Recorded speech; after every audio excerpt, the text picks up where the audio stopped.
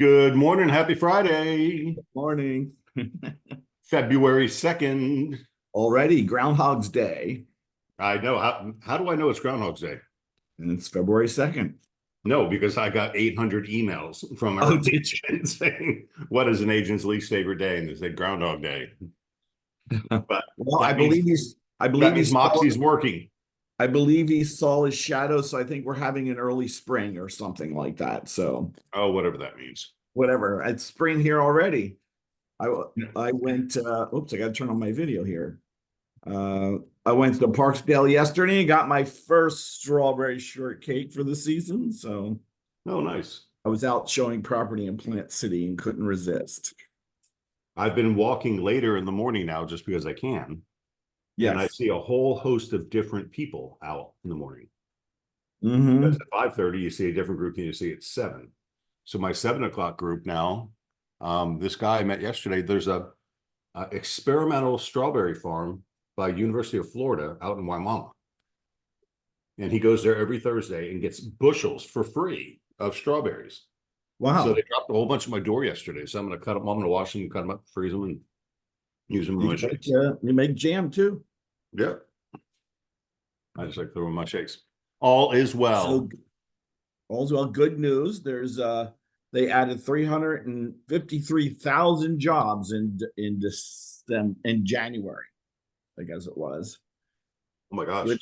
Which is way over what they estimated, which for trying to cool down the economy, that nothing's working.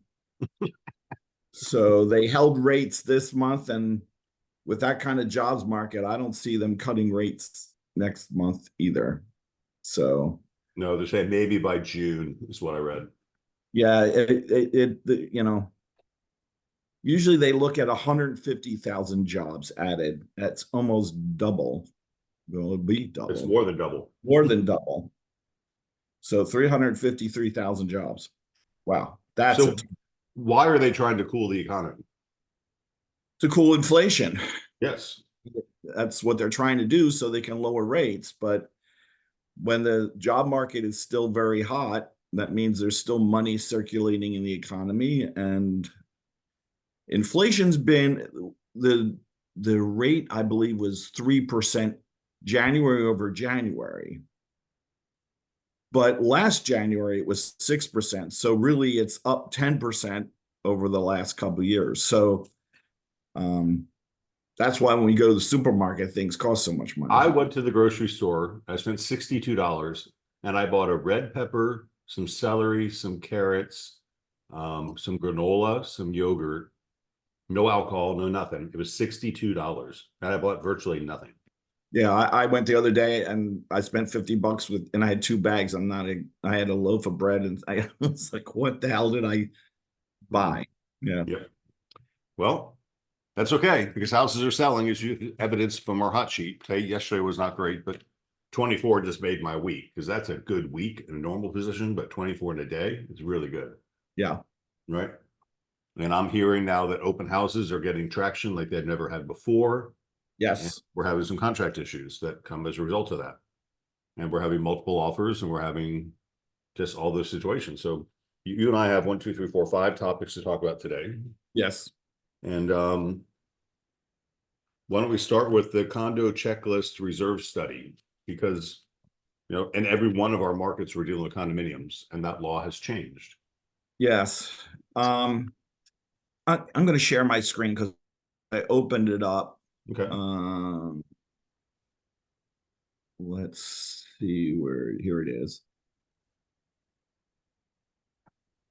So this is what is in dotloop. Okay. This is a milestone inspection structural, and it kind of goes through what is required. All right. So basically for the seller to provide to the buyer. Yes. All right. So, this is what's happening. Any 3-story building on or built born before July 92 has to have an inspection. And any 3-story that is located within 3 miles of the coastline has to be 25 years. So This is the requirement. It has to have the study. Now, the study has to be completed by the end of this year. So Which I in know, itself, just to comment on it, just in itself, that's a challenge because there's only so many engineers that are qualified to do these right. studies. And it also depends on how well these buildings have been maintained. Because the study, if they can call an engineer in, if the building's maintained, their phase one study is easy. It's been maintained and there really is no phase two. In other words, there's nothing for them to fix. They can do their study for the reserve pretty easy once those two things have been done. And I know there's a condo I'm doing right now. Everything's been done and we're sailing along. And then I have another building up here by West Shore that they just did phase one, but they haven't done phase two, and they're having trouble finding someone to do phase two. And the big kicker is this reserve study. All right. So they have to have a reserve study done. Can't do that until phase two has been done because you don't know how much what's got to be fixed. Now, here's the other kicker. All existing associations that have 3 stories or higher, regardless of age, must complete this reserve study by the end of this year. So I have another condo that I'm selling right now, and they're in the midst of doing, they're not 25 years old. They're down in Madeira Beach, and they're in the midst of getting this reserve study done, but it's not done yet. So this disclosure basically is in .loop. It discloses all of this to the buyers and sellers. So we're kind of clear, right? That we don't get called into question on, and we inserted this. Not everybody is doing this, but we inserted this as a double check so that our buyers and seller knows that this is happening and we've got to provide these documents. And then these are the list of things that, you should be requesting. You're requesting of all the board minutes. All right. Consider the local building, a local building authority if delivered notice to the association. So it's going through all this stuff. This year is going to be kind of weird because these studies have to be completed this year. In the condos that none of this has been done, it's really going to be hard to sell a condo to a buyer with a blank check, because that's what's happening. If the study hasn't been done, a buyer doesn't know what his obligations are. So you need to know that going in listing. Let's talk real life for a minute. Yes. First of all, a lender probably is not going to lend on it. If your association dues right now are $400 a month, and after a result of these surveys, they find out they're going to have to increase the reserves, and now the assessment fees are going to go to $800 a month. Right. Then that buyer may not qualify. Right. So how's the lender going to qualify the buyer to $400 condo association when it could be more in the future? Right. So you're going to find conventional lending is not going to happen on condos as a result, which means the buyer pool is going to contract, which means that fewer buyers are going to be available, which means prices are going to fall. So it's not a really good time to buy an old condo. No. But it's a good time to buy a new condo, which we happen to be building a lot of those. Right. And that's right. And it's a good time to buy a condo that has been well maintained and has their studies done. And by the way, if you're listing it, you better say these studies had been done, because to a real estate agent, I'm going to go, okay, good. That's going to be a little easier. So in .loop, of course, you have the condo writer. We also created a condo checklist. Now we did this, and this is a cheat sheet for us. All right. So when you go into .loop, you're going to request, there's residential real estate, and then there's condo listing, and you're going to choose on condo listing, and it's going to have all these documents in it. So this is the condo check will be used with the condo writer. All right. So in paragraph 3, this is what is being asked for. In paragraph 5, this is what's being asked for. And in paragraph 10 of the condo rider, this is what's being asked for. So we made it, I tried, Ange and I did this. We tried to make it really easy to do it. And I get questions all the time. People call me, I don't mind, but it's right in there to be clear. And we don't want you to get in trouble. So that's why we made it very easy, and a little dot so you can check it off as you get those documents. So a professionally managed condo association will probably be on track to have all this stuff together for you. Yes. Right. But as a listing agent, you want to get this up front because your condo forms are going to have contingencies built in. Yes. And here's, and not to interrupt you, I'm sorry, Craig. Right. The thing is, you need to request the current documents because they make addendums and stuff, and owners don't always have them. And in one case, I had a condo listed and it took 2 weeks to get these documents from the condominium, and they charge money, and the seller has to provide these. And the seller's like, all right. I'm like, I'm sorry. You can holler at the state legislature, but you have to provide current documents.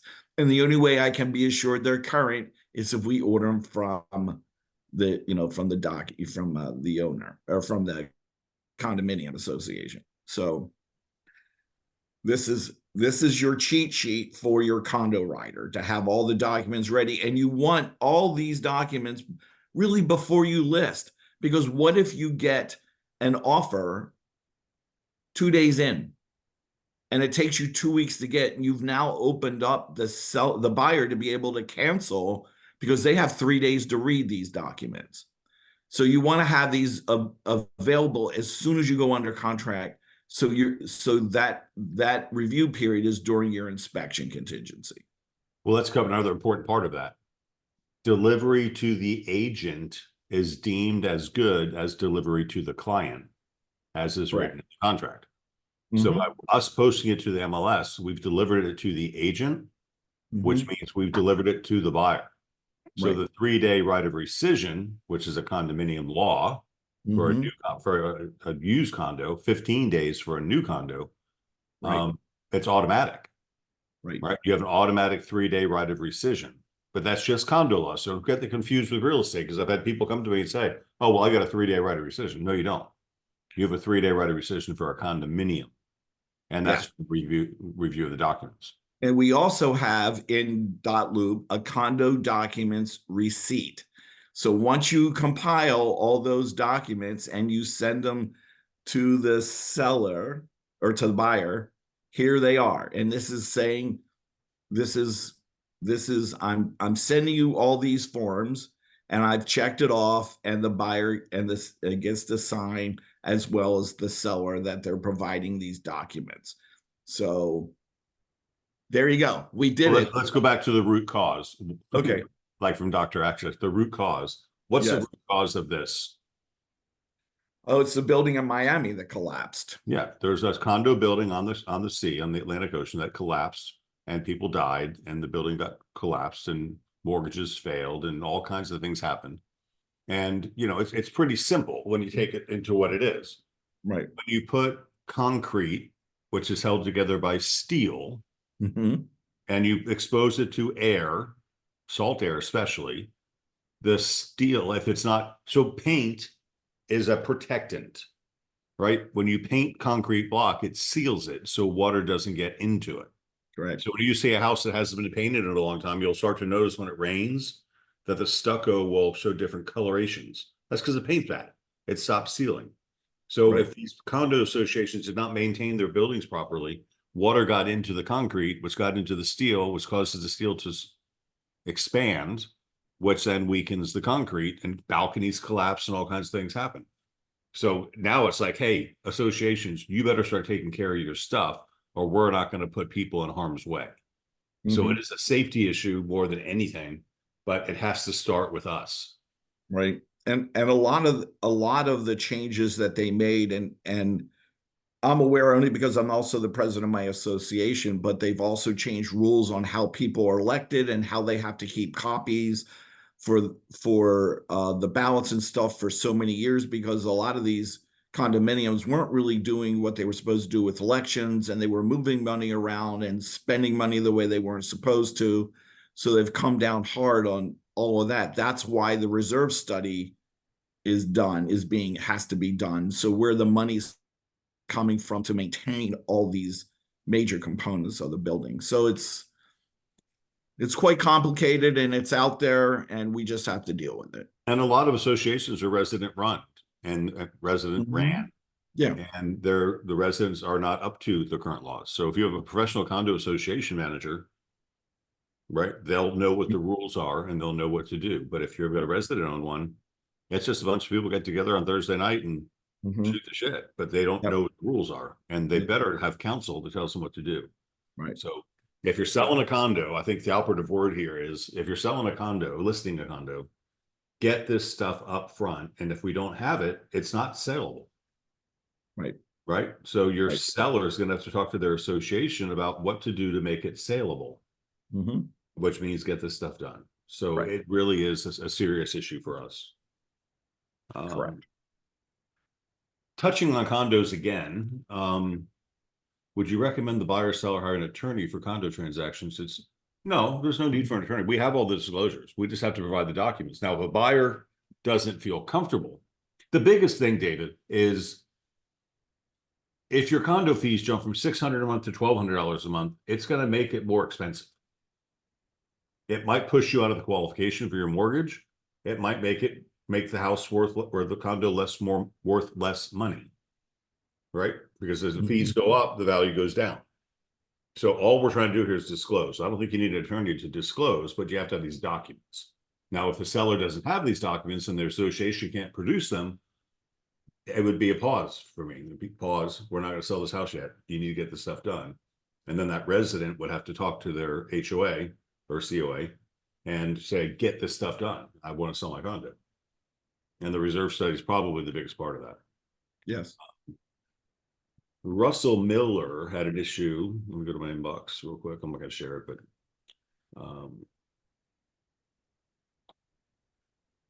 this is a long one. Condo heated square foot versus total square foot. Now, Russ is doing a really good job trying to price some new condos that he's going to be listing for sale. And he's looking at resale comps. And he's finding that in the tax records, there's no difference between condo total square feet and heated square feet. So, for example, if there's a big balcony, it's not showing. So let's talk about a condo. What is a condo? A condo is a space which could be in the air that you own. That's it. You own the interior space from the paint to the paint. Correct. You don't own the concrete block. You don't own any of that stuff. So it's a little bit of a different animal, right? So Russ is coming across this problem. The Realist website information versus MLS information for past sales, heated price per square foot is the issue. I think we can all agree, although I read that. He's so funny. I don't read those things.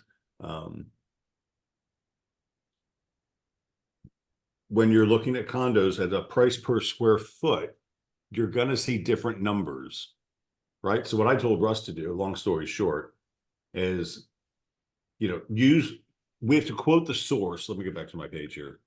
Right. Because I don't like looking at the screen and not looking at you guys.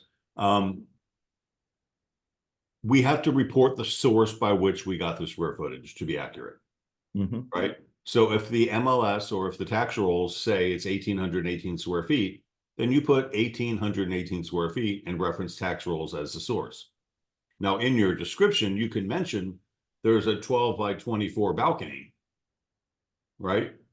But you can't add the 12 by 24 balcony, which is 288 square feet, to the square footage of the house because it's not heated square feet. But just call it out a different way. So that was his big heartache, was, look, we have to report the square footage from a reliable source. We have a reliable source. They all said 1,818 square feet, but they didn't depict the balcony. So just call the balcony what the balcony is. It's 12 by 24. And Right. that makes it just a fair way to describe it and give your listing a little more oomph. Because if the other listings in the building aren't talking about that, then yours is going to sound nicer, even though it may or may not be. John Bar question is a townhome type building can also be a condo. Yes. You need to read the legal description. If it's a condo, it will say that in the legal description. Because townhome is a style. It's not ownership. Right. Which leads me to question number 3. Yes. I'll segue you in that to that. Keisha Bell and Brandon says, I have a seller wanting to list with us. I sent her the initial docs. She told me her property is a PUD. What's a PUD? A planned urban development. Right. And absolutely not a condo. Her minutes headings say HOA, and she says the property's insurance listed as an HOA. The property appraisers codes put it as a PUD. However, I ran a search of the association's name and have discovered that condo declaration has been filed at the clerk's office as well. Her property tax records categorize the property as a condo. She wants to know what you will need for it to be sold as a PUD, not as a condo. I told her I'd ask. She's calling her attorney now to see how it could be a condo, and she's just now hearing this. So, Joe, you said the words, right? Look at the legal description. So I asked her for the address, and 4 or 5 emails changed hands here. But I asked her for the legal description, and I looked up the property address and legal description. It would say a condominium in the legal description. If it doesn't say a condominium, it's not a condominium. So that's kind of your tick and your trick to make sure that you're dealing with that. The other thing is to also look at the tax record. Does the townhome have land value? Because it's a condo, it's not going to. Right. We don't survey condominiums. Right. There's no land to survey. Yes, because then it's in fee and they own the land. So that's not a condominium. Yes. So it's not necessarily a style of building. There are, in Kings Point, in Sun City Center, there are single family condos. Well, I think to John's point, what he's doing is he's saying, if you and I go into and do a search for a condo or search for a townhome, you could have a townhome that's a condo come up because it's a style, it's not an ownership. Correct. So that's why you have to look at that. Got it. But check your legal description. It will say blah, blah, blah, blah, a condo. Condos, townhome style are typically 2-story. Yeah, but they still could be condos. It's a matter of land ownership, right? The condos and the townhouses in Symphony Isles are, Nancy, to your point, are single family homes. Right. I mean, they own the land from the street to the seawall. And there's actually a survey that depicts what they own. 2 more questions. The new 3 stories and above is all this real important condo stuff is for. Cool. All right. Next topic is, this is going to be new. I'm going to share this one. It's just, we don't do a lot of this, but I think it's still relevant to talk about. And I'm going to share my screen.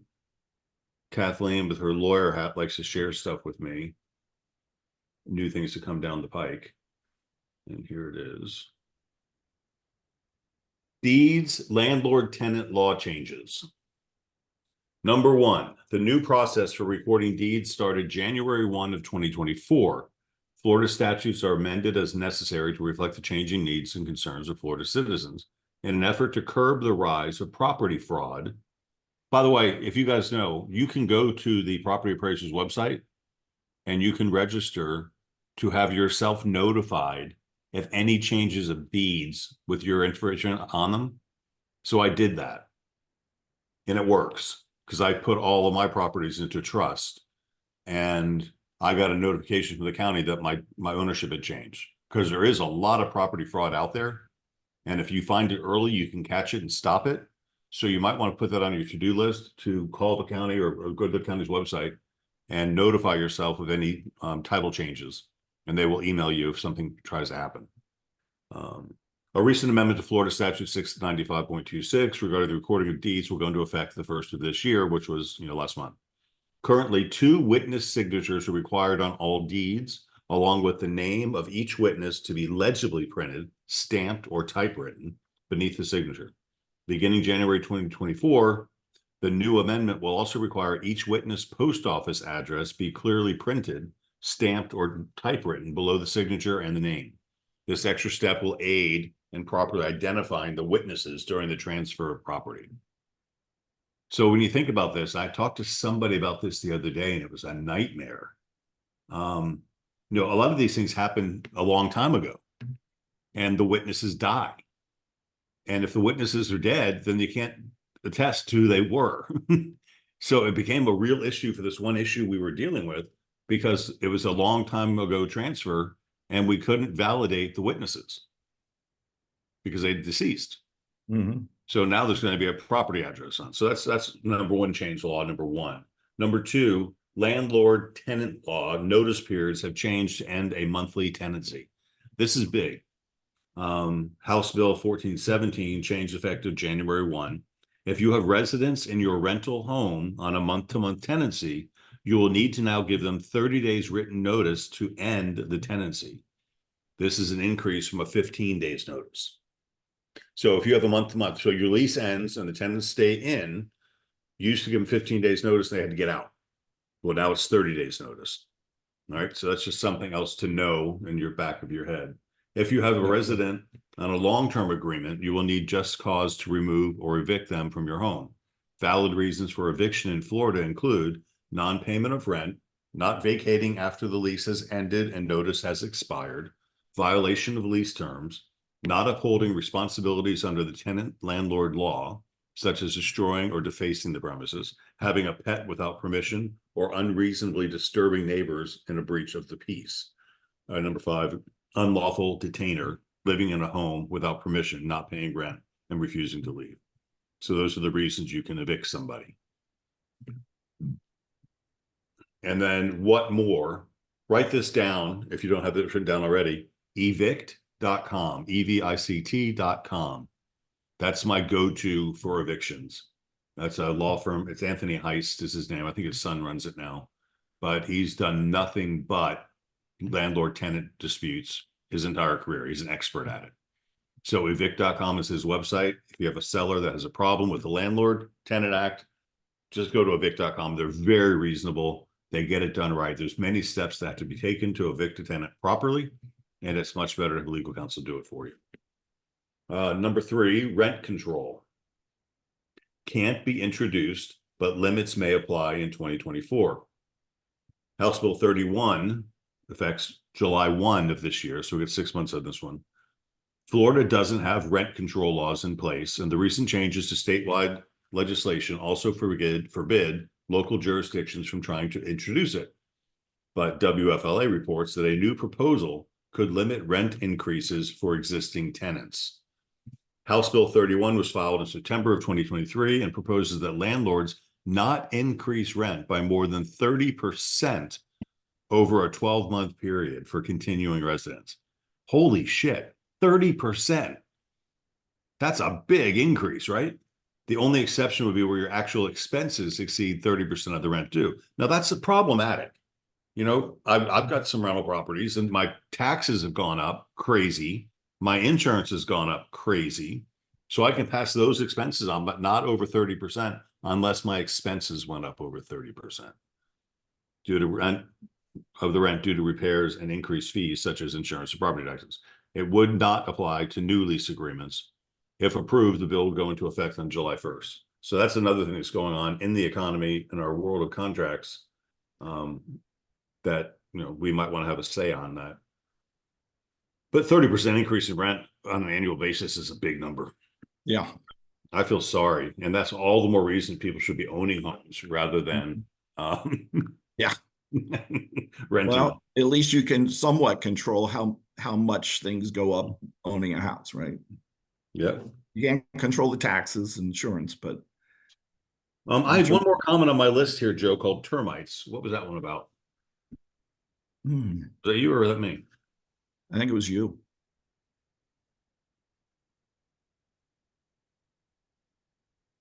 Oh, no. I found a company, that was me, I think. Okay. I had a termite issue. There were drywoods. And I found a company that will actually come in and they fog, but it's not as caustic. They don't have to tent the house. But then they also treat the wood with a chemical that any exposed wood they treat so that if the drywood termites do come back, it will kill them. It's it's not the way they tent today is we kill anything that's alive, and then once the tent comes off, they can come back and do whatever. But Right. and this company, it was probably $500 or $600 less than tenting, plus non-invasive, because we have a screen on our on the pool cage which would have had to been taken off and replaced and stuff like that. Plus they would have been out of the house for 3 days. This one you can go back in at the end of the day. Oh, nice. So, yeah. So that was that worked out really well for my clients. And the buyers, when we reviewed it with the buyers like, this is much better because the renewable contract the renewable contract that for the regular tenting termites was almost $400 a year, where this one was only $175 to renew. And partly is because they treat it so that they don't really expect any termites to come back because the wood is all treated. Nice. Yeah. So wood destroying organisms are not just termites. They're also mold and fungi and all this other stuff. So when you get a wood destroying organism report, you'll often see things like, and Keisha, you asked this question, and we will do a class on how to read these reports. I'll get an expert in with us. But when you get a wood destroying organism report, it's going to say sometimes they'll find evidence of termites. It doesn't mean that there are termites. It means there were termites. And termites are bugs, and they go from place to place. They don't stay in necessarily one place. So they swarm is what it's called. They swarm. So termites might swarm my house. I've got termites in my driveway right now. Well, not anymore because I took the wood out. But I had wood spaces between my concrete slabs and my driveway. And there were termites eating those woods. Now, since then, I've pulled those out. But so termites come and go. Now, the rest of my house is concrete, so they're not going to eat my house. But inside the walls are wood, which theoretically termites could come in. And my trusses are wood, right? But termites swarm. So you might do a termite inspection before closing, and there's no termites. And then 2 months later, all of a sudden they've got termites. Well, that's just a natural occurrence. We're in Florida and there's bugs. That just happens. And so sometimes customers get confused about that. So what's the thing we say, Joe, about Florida? There's only 2 types of houses in Florida. Those with termites and those with more termites. Those that have termites and those that will have termites. Because it's just what it is. So yeah. Okay. Well, it's funny. Here in Florida, you live with termites. In the Northeast, you live with radon gas. I mean, there's always an issue. There's always something that you're dealing with in whatever area of the country. Oh my God. We deal with hurricanes. They deal with avalanches and wildfires. Right. Or volcanoes, or who knows? There's always something somewhere. And that's what insurance is for. So we take those things with a grain of salt.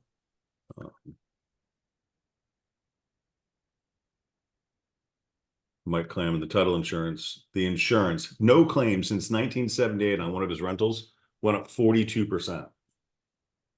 Guys, I'm not kidding you. We have a insurance crisis going on in Florida right now. I'm talking to people about it all the time.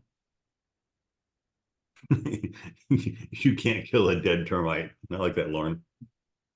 That's right. That's exactly. Can't kill a dead one. Lauren, you stole that from me. She and I were talking the other day. Okay. Can't kill a dead termite. All right, Mr. Junior, it's 9:30. 9:34. Thank you, sir. You have 5 good topics for you guys to embrace your contract knowledge for Friday. Let's prepare now for Monday, because Monday's gonna be a mastermind. We had 58 people online last week. I want to have more on this week. I'd like some participation about what activities you did that produced results, so you can share and benefit the other members. And I want to hear some activities that you did that didn't get some results. So we can learn what not to do too, right? Because as this grows, we're going to do this for the whole quarter, right? So it's a mastermind. It's a group coming together to share ideas that work and don't work. And I'll tell you, you guys banged it this week. We had a whole bunch. We probably did 50 sales this week, which is putting us on track for 200, which is tracking 2,400. We did 1,600 closings last year, which was down because 2023 kind of sucked. But, 200 sales a week is I'm sorry, a month is 2,400, which is tracking that 20% growth I want to see. So there you go. Mom says Orkin can provide a 5-year termite warranty. Those are nice. And warranties transfer to the new buyer. Right. So that's good benefit as well. Okay. So what I got for today, 9:36. All right. Friday. Thank you. Have a good one. Bye.